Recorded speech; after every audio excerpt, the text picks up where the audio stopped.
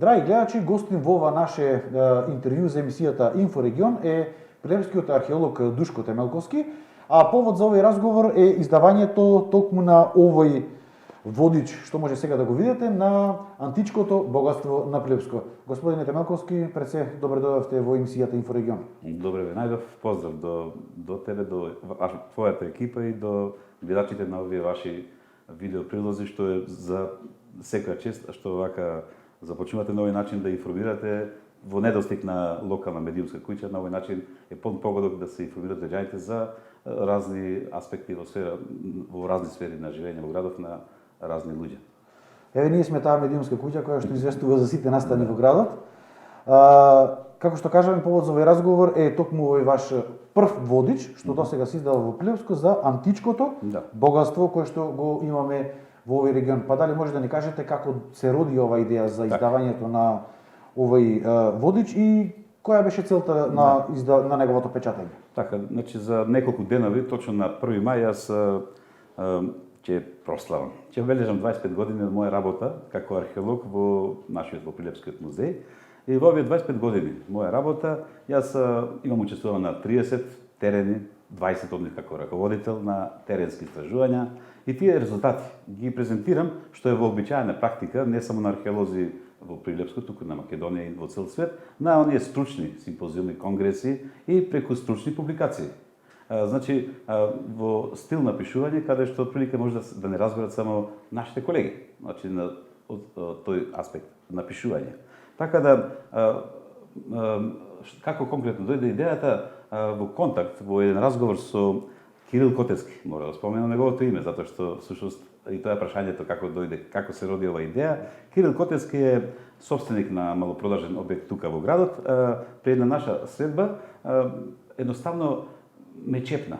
Зошто музеот не направи нешто од овој тип на водич, на брошура, затоа што тој од искуство негово знае дека дојде намерници, туристи и странски домашни, пред да се случи нели со ова пандемија, исто така и оние нашници што живеат во странство, кои ќе дојдат во летен период, во неговите малопродажни објекти го прашуваат редовно дали има да понуди нешто од овој тип на водичи брошури кој што е презентирано културното наследство на Прилепскиот регион. И тогаш ја зачнавме таа идеја да направиме нешто, меѓутоа јас му кажав, добро, лесно, јас можам да подготвам за неколку денови, пошто ова проблематика е моја, ќе сработам како што треба на мој дел, меѓутоа треба некој тоа да го финансира. Само мора исто и ова да го кажам, се тупна баш вака на своите гради и рече јас ќе го финансирам тоа, мислам печатењето нели на брошура. И во тој момент се почувствував како Микеланџело, ајде не биде како Микеланџело, ко Леонардо да Винчи да ја претерувам, а него го видов како мецена од времето на Ренесанса. Значи во овие времиња сега некој да рече јас ќе понудам. Сега ова кошта да речеме 500 евра, меѓутоа за некој се малку, за некој многу, за него се таман, за Кирил Котевски. Значи благодарам до Кирил Котевски прво за идејата што ја чепна околу издавање на ваков тип на водич брошура и што онака рече нема проблем, јас ќе дадам за градот затоа што мене градот ми дал со тоа што кај мене доаѓаат секојдневно нели муштери и сакам некако да се одложам јас да бидам финансиер на вакво нешто. Па со заеднички сили за брзо време, за едно 2 до 3 недели го реализиравме, го несовме материјалот во печатница и овој водич брошура денеска го имаме и може да се набави кај него, само да потенцирам што ова, конкретно во врска со брошурата водичот, дека е можна и популарна цена. Само од 100 денари, една кутија цигари што велиме, или едно пиво во Апореја, така да Апореја не постои повеќе, извини, не е битно. Ластрада. Ајде не правиме реклами, извини, знам дека не треба да се прават реклами. Значи 100 денари намерно направивме таа цена воопшто или да се вратат или нема да се вратат оние, да речеме, средства што ги вложува Кирил Котевски, меѓутоа да биде достапна оваа брошурка со тие 100 денари да имат во своите домови повеќе луѓе и одредено време да ја разгледуваат и да се потсеќаат на она што ние го поседуваме како културно наследство од страна на археологија. Овој водич е напишан и на македонски и на англиски јазик. Да. Она што спомнавме затоа што водичот е наменет и за граѓаните на градот Прилеп, меѓутоа и за оние намерници туристи кои што нормално македонски можеби не знаат, ако се нели од западниот блок нели или така. И нормално е да се направи двојазично. Значи поздрав до професорката Стефка Небрежанец, која што направи прекрасен превод на англиски И значи двојазичен од таа причина за да може нели намерниците од странство да разберат што содржи во него. Значи преводот не е сумиран, него преводот е што се вика од збор до збор, значи како што е на македонски, така е преведено и на англиски. Освен ке Кирил Котески, може на друго место да се набави овој водич? Ексклузивно само кај Кирил Котески. Пак реков, не е заработувачка да воопшто прашање, туку да се има тој еден вид, значи се должува кон градот на овој начин, али едноставно ете, мислам, пак сега малку да не доаѓа сега нескромно, меѓутоа факт е дека не треба да го разнесуваме на разни места, во смисол затоа што сепак тој си е заслужен за неговото излегување и воопшто идејата, нели?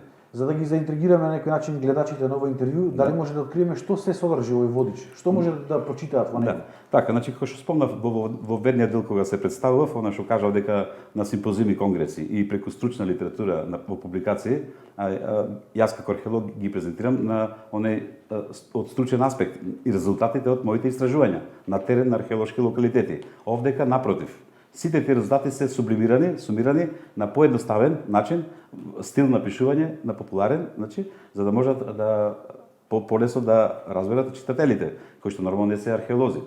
И во него има текст содржина кај што одиме, ова е значи брошура водич само за антиката, значи не е за преисторијата и средниот век, само за антиката. Ќе следат понатаму и сме во, да речеме, идеја со Кирил Котески да предложиме ваков тип на брошури за други периоди, за средновековен, за Варош и тоа. Нормално не јас да пишам, него мои колеги кои сакат и се заинтересирани за тоа. И конкретно во овој за антички период, натрес во содржината текстуален дел од раната антика, па преку периодот на владеењето на македонските кралеви и завршува со римскиот период. И тука е пропратено со фотографии од поатрактивни археолошки наѓалишта во Прилепскиот регион и пронајдени предмети, монети, фигури теракотни, бронзени фигури, мермерни скулптури, стаклени садови. Значи она што јас сметам дека е поатрактивно како фотографии да го имат новит нешто ќе го набават овој зборник, овој водич. Сигурно господин Котески овој водич, идејата за раѓањето на овој водич ја добил токму поради тоа што голем број луѓе и странци и домашни туристи прашувале дали нешто има со што Прилеп може да се презентира. А немало, да речеме. Меѓутоа се токму тоа прашањето, зошто толку долг период поминало, а ние и покрај толку многу големо богатство, да немаме еден ваков водич. Вака, значи за античко богатство, како што е насловен, е прв водич од овој тип. Меѓутоа за Варош, за црквите во Варош, нели што се надалеку прочуени, нели, имало водичи од невладени, да речеме, сега да спомнам, да поздравам Ѓајџот, да речеме. Па Роза Кареска, мојата професорка по старословенски, имаат тие на времето одделни водичи и некои други. Јас сега не можам да се сетам точно кој, али претежно пишува во тие водичи ваков тип начин на брошурки, претежно за Варош и за средновековните цркви во Варош ги опишувале, ги презентирале на ваков начин. А сега конкретно се вратиме за музеот како институција, како установа која што е финансирана или од буџетот, од парите на граѓаните, зашто конкретно јас како археолог вработен таму или моите колеги, ние имаме историчари на уметности, имаме етнолози, зашто никој од нас не направи вакво нешто од страна на установата официјално во нашите професионални ангажмани што се платени од државата, од данокот на граѓаните. Затоа што музеите, значи не само во Македонија, туку во цел свет, немаат необврска, туку не можат тие да објават ваков тип на популарна, да речам, публикација. Ние објавуваме, значи, она што спомнав пред малку, и кај колеги наши од други музеи, меѓу нас си даваме трудови и се научени стручности. Да, така, од тој аспект. А музеите немаат обврска. Музеите имаат водечи или каталози да речеме. Така еве моментално музеот за годинава, нашиот музеј Прилепски, доби средства од Министерството за култура, конкретно за водеч каталог за поставката лапидариум што е нели наречена во музеот Прилепски, каде што се изложени мермените скулптури, мермени архитектонски елементи од најдени со археолошки истражувања. Али таа ќе биде напишана, она што го спомнам, во постручен аспект, не на ваков тип. Значи, не е дозволиво културата, Министерството за култура да финансира вакви со полесен стил на пишување водечи брошури. Значи, тоа е одговорот. Колку вакви локалитети од антиката, бидејќи зборуваме за античкиот период, имаме во Прилепско, колку од нив се истражени и колку од нив се пристапни за туристите? Според археолошка карта на Република Македонија, има околу 300 до 50 од антички период. Само во Прилепскиот регион. Зборуваме Прилеп, општините Кривогаштани поранешни што бе, или сега е Кривогаштани, како беше? Кривогаштани Да, постои. Долнени, да, Витолиште беше и то почели беа поранешни. Значи тие 5 општини ги опфаќа Прилепскиот музеј. Околу 350 археолошки наѓалишта од антички период се евидентирани во таа археолошка карта на Република Македонија. Но не значи дека тие се сите баш она локации со амфитеатри, со градби, со не знам што. Тоа се всушност, да речеме, мештанин од некое село пронајѓа монетка и ја носи во музеот, ја пријавува музеот. Дали ја откупува, дали ја подарува мештанинот, селанецот, кој што со вработка на земјоделската парцела нели наоѓа. Меѓутоа ние сепак мораме да го заведеме тој како локација, дека те се нашла таа една монета. Значи тие се тие 350 евидентирани. Не значи дека се сите тие вистински како да речеме населба или градови што биле најрепрезентативни. Да, околу 20 се она што спомнувам. Значи тука се најрепрезентативен е Стибера нели, кај селото Чепигово. Тој е антички урбан центар кој што е формиран во времето на последните македонски антички кралеви, таткото Филип V и синот негов Персеј. После кога доаѓаат римјаните, Стибера го заживуваат уште повеќе, станува урбан центар и некаде на крајот на Римската империја кај 4 век од наша ера завршува екзистирањето на градот Стибера. После ме прашуваш уште кои други, има во меѓу селата Подмол и Бонче, она позната гробница во која што бил погребан некој пелагонински кнез, крал од античко време, и има градиште Дебрешт, исто така едно утврдување од античкиот период. Исто така горе на Маркови кули има слоеви некаде, иако е средновековна она утврдување што го гледаме денеска, сепак во подлабоките културни слоеви, тоа исто така горе било утврдување уште од античко време. Има уште неколку локалитети. Колобаиса? Да, Колобаис исто така, там има гробници, горе на Трескавец, да, има исто така нели остатоци зидини од градби од време античко време, и под Колобаиса меѓу селата Горно село и Дупјачани има неколку гробници кои што овдека во водичот ги има. Тие гробници се длабувани во карпи, тие се од македонскиот период, значи некои побогати семејства ги закупувале во такви гробници во камен, во рамки на таа населба Колобаиса што е спомнати. Она што исто така сакам да ви го поставам прашање е дека освен тоа што сме немале вакви водичи на некој начин народски кажано јазик и форма на изразување, голем дел од овие репрезентативни објекти како една Стибера, стварно еден величествен археолошки локалитет, на кралска гробница каква што мислам дека освен Грција и на друго место на Балканот. Балканот Стипер нели Амфипол. нема, да, во Амфиполис. Колобаиса на Трескавец. За најголем дел од овие, или да речем скоро за никој од нив, нема ниту патокази како човек да стигне до нив. Зошто така? Така. Значи, тоа е на ниво на глобално ниво на држава. Треба тој проблем да го реши. Ние како археолози сме должни да истражуваме, да пријавиме проекти во Министерството за култура дека ќе истражуваме теренски, ќе ископуваме. После тоа доаѓаат наши колеги конзерватори кои што требаат нели тие зовите да ги речем конзервираат, да ги направат да бидат да опстанат, што се вика на климатски услови, и после да може да се презентираат за намерници, за туристи. А за обележувањето, за заградување на просторите е одговор на државата. Не Министерството за култура, туку воопшто државата. Сега последно имаше барање од општината Прилеп, локалната самоуправа до музеот, да доставиме список на локалитети, не зборуваме само археолошки, туку нели и цркви и така некои други културни наследство од недвижни, значи зборуваме за објекти кои што се атрактивни, за кои што општината ќе постави обележје. Меѓутоа со тој проект не знам докаде е уште општината стасана. Во каква состојба се наоѓаат овие археолошки локалитети? Според она што го имаме некако како да се оставени на забок на времето. Тоа е многу лоша состојба. Зошто? Затоа што да не речам 100%, 90% се парцелите каде што се наоѓаат локалитети, вклучувајќи Стибера што ја спомнуваме цело време, и таа гробницата меѓу селата Подмол и Бонче и сите други локалитети. Ама тоа не е проблем само за Прилепскиот дел, за локалитети во Прилеп зборувам археолошки, на ниво на цела Македонија. 90% од парцелите се во приватна сопственост. И тоа државата воопшто не е флексибилна, не го решава наназад децении.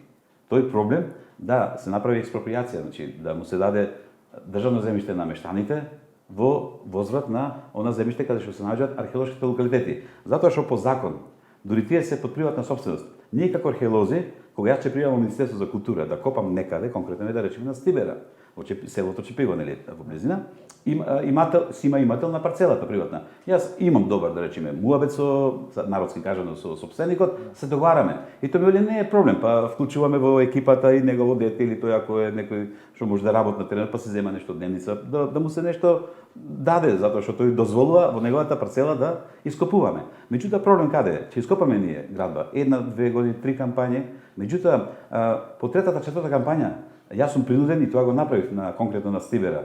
Назад да ја вратам земјата, да ги пак засипам овие објекти што сум ги нашол. Сум ги фотографирал, сум ги документирал, наодите движни ги однесов во музеј, се презентирани во изложбена сала, меѓутоа објектите се под земја. Зошто? Затоа што тоа е приватна парцела. Ако е државна парцела, тогаш без проблем мојот колега конзерватор ќе си поднеси нов проект до Министерството за култура, ќе си добија средства и ќе го конзервира тој објект и ќе биде тој пласиран пред јавноста, пред намерниците, туристи да го видат тој објект. Зошто државата не сака да ги откупи или да ги експроприира? Па вака, значи има еден локалитет Марвинци, тој е познат, тој е во Гевгелиско, таму или Валандовско. Таму е некропола која што е уништена, илјадници гробови се уништени од диви копачи. Таму воопшто не е ни заградено ништо. Пак повторно истиот проблем затоа што се тоа приватни парцели. Сега, уште на времето имаше и таму обид на државата да го реши проблемот, она што го кажам цело време, како и со Стибер и со сите други локалитети, да му се направи таа замена на парцели. Сега каде е проблемот? Во законот стои дека имателите на парцели можат да добијат државно земјиште, кој што знаме дека го има на претек државно земјиште кој што стои него необработена.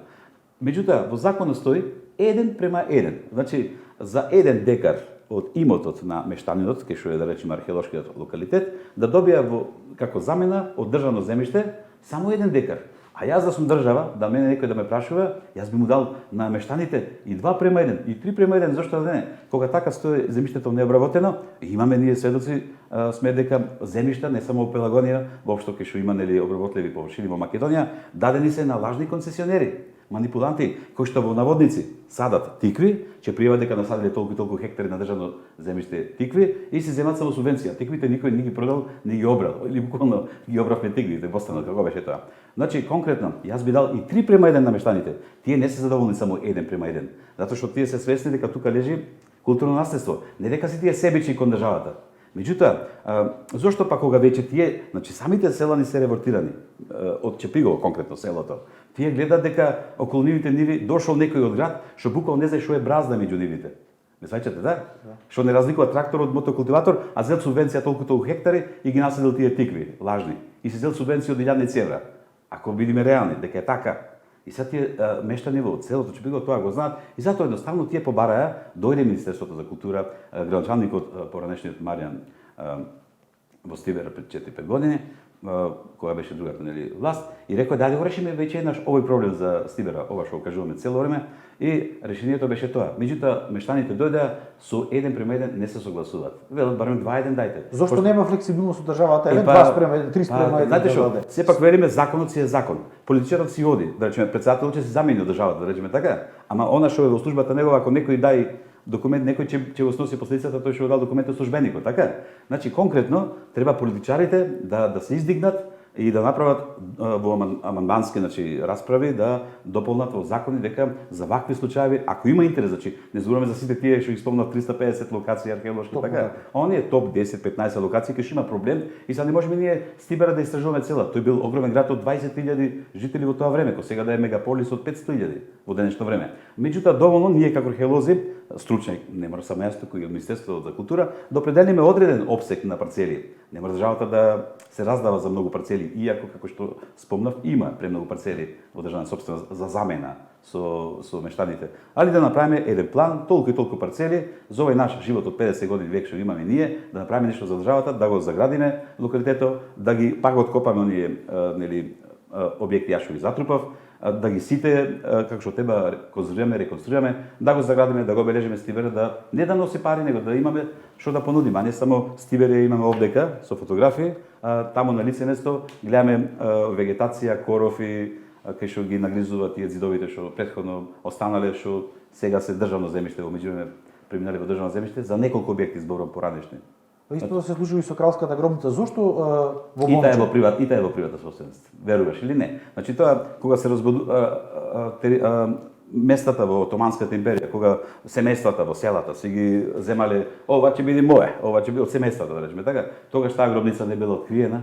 Тоа си било нели земја, пасиште или обработливо земјиште. Меѓутоа со тек на време кога археологијата заживува конкретно на 19 век, а кај нас меѓу двете светски војни, а и после Втората светска војна, кога се формираат нели институциите, музеите, тогаш веќе излегуваат на површина, значи се ископуваат нели тие стари градби, ама за жал се под приватна собственост. Сега, значи, затоа во денешно време треба државата биде флексибилна да најде и решение да тоа го реши, зборувам не само за Стибера, за многу локалитети во Македонија, за да можат да се заградат, да се обележат, да има патеки пристапни. Единствено се Хераклеја во Битола заградена, обележана со водички патеки или тие, Стоби исто така и Скупи во Скопје. И Баргала во Штип. Зошто ваква нефлексибилност, ајде да не кажеме полошбор незаинтересираност од страна на државата за ваквите антички археолошки локалитети? Затоа што после знаете се појавуваат и одредени теории, ајде да кажеме на заговор дека некој не сака тоа богатство да излези на површина, дека некој фактор дали домашен или странски има влијание врз сето тоа и така натаму. Слухот на тие што е вода државата го немаат слухот, ништо друго. Значи тие мислат дека мандатот е дојде само со да повеќе ќе има економски бенефит, евентуално па таму се ангажираат као па граѓанството да го замајуваме со ова, со економска политика, напредок Европска унија, она, а некои вакви работи као за нив се споредни. Барем јас мислам дека јас не сакам политички овде да навлегувам па да кажам која власт била подобра или не во овие мои 25 години. Јас како што гледам дека 30 години ништо посебно не е направено за имаше значи малку поголеми напори во да речеме претходно, сега во овој период многу малку археологијата се цени. Токму така последните 2-3 години воопшто археологијата Али не само археологијата, воопшто не знам дали забележувате воопшто културата. Тоа, значи слухот кај полицаите ништо друго. Значи ние му даваме мандат на полицаите со избирање, тие требаат сепак да водат сметка и за културното наследство, зошто не? Значи зошто ние да седиме во музеот, јас да не одам на терен, да си го заработам она како да речем левот како што треба да поедам, да истражам, да направиме нешто за државата. Кога ќе побарате зошто? И што е говорот? Не, едноставно као фора претежно сега да речеме криза. Значи цела време е криза. Па не знам до кога ќе биде таа криза. За културата зборувам. А не зборувам само за музеите, за археологијата, зборувам нели за другите, за драмската уметност, за дека се помали се секоја година средствата во буџетот за културата. Според мене, не ме сваќа погрешно, повеќе се даваат за невладини некој што вчера формирал невладина и кој што ќе направи некој не знам панел, нешто дискусија со некој и повторно политичари ќе викни што се меѓу себе врзани и ќе направи панел нешто, а таа невладина се бори као за култура, ништо на крајот ќе дадат некои соопштение, те ќе се истурат 10.000 евра, а за Стибера не ги даваат тие пари воопшто за истражување. Значи пак е некој интерес на полицарите. Ја мислам дека не е дона да велиме да се турка археологијата, нашето нарочно античко богатство, за да не ги иритираме повеќе соседите како што беше во претходниот период, меѓутоа немање на слух. Не дека нема, има ископување со помали средства, ама пак ќе речем недоволно. Но сето тоа значи плюс пари во буџетот и на локалната самоуправа, и на граѓаните, и на државата. Ако се тие локалитети ако се презентираат на како што треба начин, да, ќе има бенефит за сите. Според вас во идни време што треба да се направи за да не биде ваква ситуацијата статус кво? Ништо, само овие напори, а ние како ние имаме во архива кај нас во музеот, не Приепскиот музеј, сите музеи во Македонија, дека ние како археолози сме предлагале и конзервација на објекти, меѓутоа повторно кочница е она што го кажа пред малку имотот, нели, што не може државата да го преземе, што нема слух и полицаите, значи нас не се врзани рацете да работиме. А што треба да се направи? Едноставно да се одвези тоа една шлопче, да се донесе тој амандман. Ама тоа да речеме некој треба во политиката да влезе што е од култура, од музеј да речеме некој пратеник и такво нешто да предложи. Кој нас не слуша воопшто? Еве да речеме од Струмица сте свесни, отиде секаде кај што требаше да го мена професор по физкултура. За политика ќе влегувам, така да, меѓутоа така е. Цела јавност го гледа тоа и повторно не, тој имал сертификат за англиски јазик, даскал по физкултура и тој ќе остане директор на Домот на култура. Ете го она немањето да слух на институциите, мислам на оние во Министерство за култура и на владата во случајот, да. Јас пак ќе речам, политички кој сака нека ме свати, ова што го кажувам. Меѓутоа тоа е реалноста, значи немаат слух едноставно. И еве да се вратиме на крајот на нашето интервју, како што и го започнавме со овој водич. Да. Рековме дека е прв водич за античкото богатство на Приепскиот регион. Најавивте и други, па дали може, дали имате веќе идеја за друг водич на што бил посветен? Така, да речеме секако античкото богатство е атрактивно. Според не дека сум јас археолог, атрактивно секако се и нели нашите цркви, што спомнав пред малку во Варош и нели утврдувањето горе на Марко и Кули. Затоа што ќе ви кажам, конкретно црквата Свети Никола во Варош онака однадвор гледа како мала еднокоробна црква, ето малечка, така. Меѓутоа, оние што се разбираат, натре, тој фреско живопис што е во таа Свети Никола, тој се изучува во Италија, во колевката на Ренесансата, таму се изучува за фреско живописот, значи има, значи во текот на студирањето на катедри за историја на уметност во Италија се изучува за фреско живописот со Свети Никола црквата. Така да следно она што со Кирил го разговаравме што да биде истиот формат ваков, исто вака да речеме странички, да биде иста печатница, да ја поздравам печатницата Ацетони ако може сепак да ја ќе направиме на мала реклама. Да, сепак пошто стварно е убаво мислам ова сето направено и од нивна страна излегува пресед да речеме и со цена да речеме и тоа знаечи дека ова е за градот тоа што спомнавме. Следно ќе биде во случај за црквите во Варош и Марковите кули, заедно во соработка со, да речеме, моја колешка која што начелно прифати да ова во прилика да продолжиме со водич за Варош и Марковите кули. А понатаму здраве живи за трет водич ќе видиме. Само Кирил нека е здрав и жив, нека се чука по граите, нека помага финансиски. Господин Темелковски, ви благодарам за овој разговор. Да се надеваме дека и овие апели кои што пред малку ги разговараме со господин Темелковски ќе стигнат до институциите и дека конечно државата ќе почне да се несува малку поинаку отколку што се несува во последниве години и дека археологијата конечно ќе го добие своето заслужено место, а со тоа огромен бенефит ќе има и самата држава. Драги гледачи, со други информации се гледаме во наредното издание на Инфорегион.